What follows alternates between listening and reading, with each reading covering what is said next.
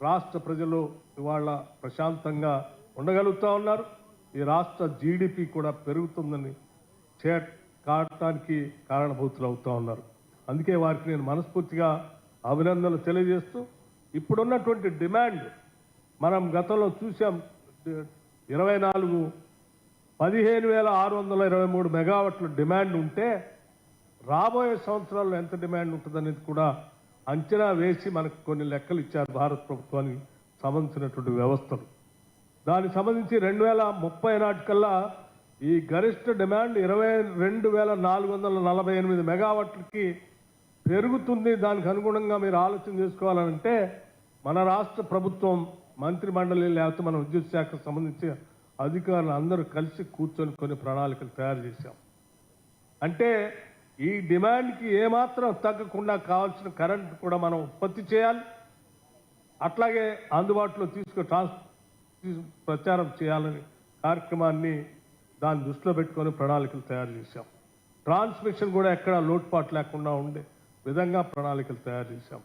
అందులో భాగంగా thermal power కానీ లేకపోతే గ్రీన్ ఎనర్జీని కానీ తీసుకొని రావాలనేటువంటి ఆలోచనతో ముందుగా థర్మల్ పవర్తో అందుబాటులో ఉన్నటువంటి అంశాలు ఎక్కడెక్కడ ఉన్నాయని ఆలోచన చేసి ఈ రాష్ట్రం వెలుపల మనకున్నటువంటి నైనీ బ్లాక్ని, కోల్ బ్లాక్ని, ఒరిస్సాలో కోల్ బ్లాకు మనకు ఆ రోజుల్లోనే కేటాయించబడితే 10 సంవత్సరాలు దాన్ని గాలికి వదిలేస్తే నేను వెంటనే మన ఇందిరమ్మ ప్రభుత్వం రాగానే, ప్రజాప్రభుత్వం రాగానే నేను ప్రత్యేకంగా ఒరిస్సా వెళ్ళి అక్కడ ఉన్నటువంటి ముఖ్యమంత్రి గారితో మాట్లాడి, ఆ ప్రభుత్వంతో మాట్లాడి ఆ నైనీ కోల్ బ్లాక్ని సింగరేణికి హ్యాండ్ ఓవర్ చేపించి ఆ రోజు మొత్తం కార్యక్రమాన్ని చేతిలో తీసుకొని ఈరోజు మనం ఆ నైనీ బ్లాక్ని రేపొద్దున కోల్ బయటికి తీసి ఆ తీసినటువంటి కోల్ బ్లాక్ దగ్గరనే పెద్ద ఎత్తున ఒక థర్మల్ పవర్ ప్రాజెక్ట్ని పెట్టే విధంగా కూడా ఆలోచన చేస్తున్నామని చెప్పి మీ అందరికీ సౌహృదయంతోనే మనవి చేస్తూ ఉన్నాను. అట్లాగే మిత్రులారా, ఈ మన రామగుండం దగ్గర అనేక సంవత్సరాల క్రితం పెట్టినటువంటి పాత నిజాం టైంలో పెట్టినటువంటి ఆ థర్మల్ పవర్ ప్రాజెక్ట్ 80 మెగావాట్స్ది దానికి టైం అయిపోయింది. పూర్తిగా దాన్ని తీసేయాల్సిన పరిస్థితి వచ్చింది, తీసేశారు. తీసేసిన ప్రాంతంలో ఇది మాకు ఎమోషనల్ బాండేజ్ ఉంది ఈ ప్రాంతానికి, ఎట్టి పరిస్థితుల్లో ఇక్కడ థర్మల్ పవర్ స్టేషన్ కావాలని కరీంనగర్ వాసులు అక్కడ ఉన్నటువంటి ప్రజాప్రతినిధులు కోరిన మీదట దాన్ని తిరిగి అక్కడ స్థాపిస్తామని చెప్పి చాలా స్పష్టంగా చెప్పి దానికి సంబంధించి జెన్కో సింగరేణి వాళ్ళ జాయింట్ వెంచర్తో అక్కడ ఒక థర్మల్ పవర్ ప్రాజెక్ట్ కూడా తీసుకొని రావాలన్నటువంటి ఆలోచనతో ఈ ప్రభుత్వం ముందుకు పోతాం. దీంతో పాటు థర్మల్ పవర్ ప్రాజెక్టుతో పాటు ఇతర రాష్ట్రాల్లో కూడా ఎక్కడెక్కడైతే అవకాశం ఉంటుందో అక్కడ కూడా విస్తరించి అక్కడి నుంచి కూడా మనం పవర్ ప్రొడ్యూస్ చేసేటువంటి పరిస్థితులపైన ఆలోచన చేస్తున్నామని చెప్పడం కోసమే నేను 2-3 ఉదాహరణలు మీకు చెప్పాను. వీటితో పాటు ఇంకా కొన్ని ఉన్నాయి. అట్లాగే ఎనర్జీ అంటే రెన్యూవబుల్ ఎనర్జీ గురించి ఈరోజు ప్రపంచం అంతా మాట్లాడుతూ ఉంది. పొల్యూషన్ తగ్గించుకోవాలి, రెన్యూవబుల్ ఎనర్జీని తెచ్చుకోవాలి, సోలార్ పవర్ తెచ్చుకోవాలి, ఫ్లోటింగ్ సోలార్ పవర్ తెచ్చుకోవాలి, లేకపోతే పంప్ స్టోరేజ్ పవర్ తెచ్చుకోవాలి, లేకపోతే హైడ్రోజన్ పవర్ తెచ్చుకోవాలి, లేకపోతే రకరకాలైనటువంటి విండ్ పవర్ తెచ్చుకోవాలి, హైడల్ పవర్ తెచ్చుకోవాలి.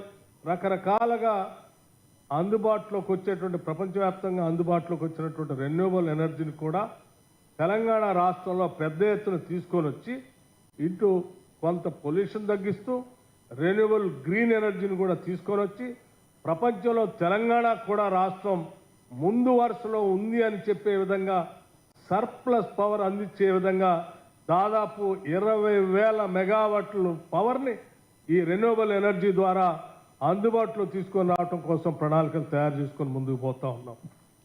దాంట్లో భాగంగానే మొన్న జరిగినటువంటి క్యాబినెట్ మీటింగ్లో న్యూ ఎనర్జీ పాలసీ 10 సంవత్సరాలు ఈ రాష్ట్రానికి ఎనర్జీ పాలసీ లేదు.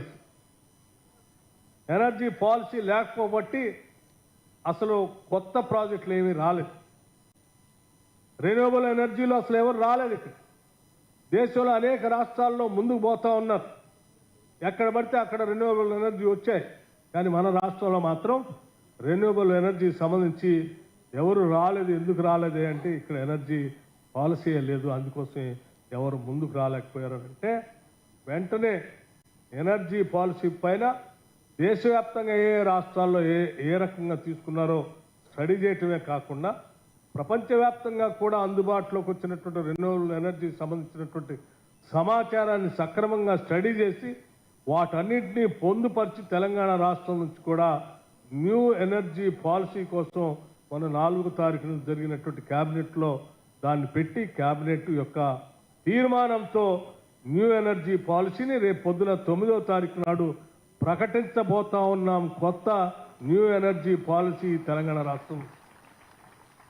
ఈ న్యూ ఎనర్జీ పాలసీ ద్వారా పెద్ద ఎత్తున మనం ఈ రాష్ట్రంలో కావాల్సినంత పెట్టుబడులు ఆకర్షించడానికి, అట్లాగే ఈ దేశం కాదు విదేశాల నుంచి కూడా ఇక్కడికి వచ్చి పెట్టుబడులు పెట్టేవాళ్ళు కానీ, లేకపోతే ఇక్కడ ఉన్నటువంటి ఈ రాష్ట్రానికి సంబంధించినటువంటి వాళ్ళు పెట్టుబడి పెట్టడం కానీ, లేకపోతే మన రాష్ట్రంలో ఉన్నటువంటి మహిళలందరినీ కూడా ప్రోత్సహించడానికి కావలసిన విధంగా మనం సెల్ఫ్ హెల్ప్ గ్రూప్స్కి 1000 మెగావాట్లకు సంబంధించి ఇప్పటికే ఎంఓయూ చేసి వాళ్ళతో కూడా మనం ముందుకు పోతా ఉన్నాం.